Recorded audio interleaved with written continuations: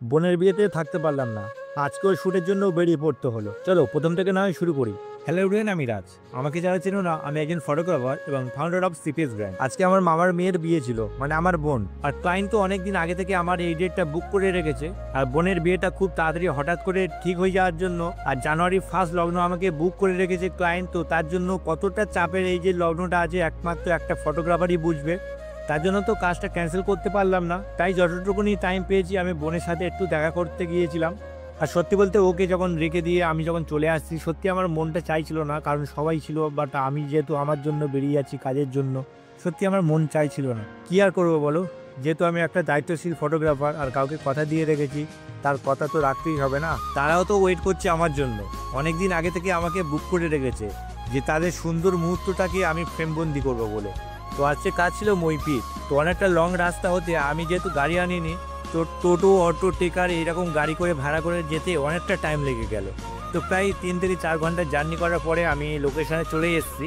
Wait, তোমরা এবার মনে করতে পারো যে আমি একা এসেছি, আমি একা কাজ করব না। আমার যে টিম আমার সাথে যে যে কাজ করবে তারা সবাই আগে চলে এসেছে, তারা all total set up ready করে নিয়েছে, জাস্ট আমি পরে এসেছি। যেহেতু আমার আসতে একটু লেট হয়ে গেছে, তার জন্য আমি এসে সঙ্গে সঙ্গে আমার সেট আপ রেডি করে কাজ শুরু করে দিয়েছি।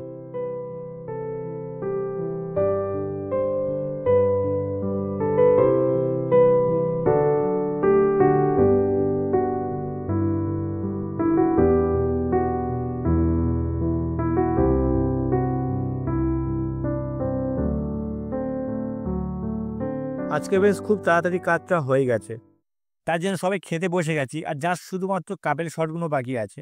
তো খাওয়া দাওয়া করে তারপরে চলে এলাম আমরা আমাদের যে কাপের শটগুলো ছিল সেগুলো নেওয়ার জন্য।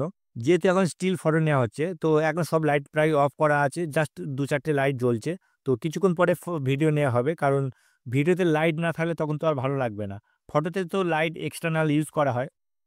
তো সত্যি বলতে বর, বউ আর বরের কিছু বন্ধুরা ছিল, এদের খুবই এনার্জি ভালো ছিল, হাসি মজা ইয়ার্কি সব রকম চলছিল। আর সত্যি খুবই মজার সাথে কাজগুলো করছিলাম আমরা সবাই। আর হ্যাঁ, আগে যে 24 তারিখে একটা ব্লগ আপলোড করেছিলাম, সেই 24 তারিখের যে বিয়েটা ছিল তাদেরই রিসেপশন আজকে। তো আমি একটু বুঝিয়ে দিচ্ছিলাম, তো বললো যে হ্যাঁ বুঝতে পেরেছি, এবার আমি একদম পারফেক্ট শট দিয়ে দেবো।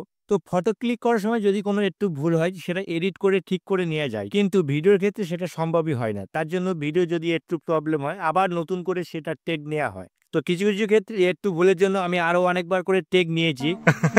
বড্ড বেশি বকাবকি করে আর বলো তো। ভিডিওগুলো বড্ড বকাবকি করো। ভিডিও মানে ভিডিও ভালো নয় না, মানে তোমরা দিতে পারো। ভালো, কিন্তু বড্ড বকাবকি করো। একটা জিনিস বারবার।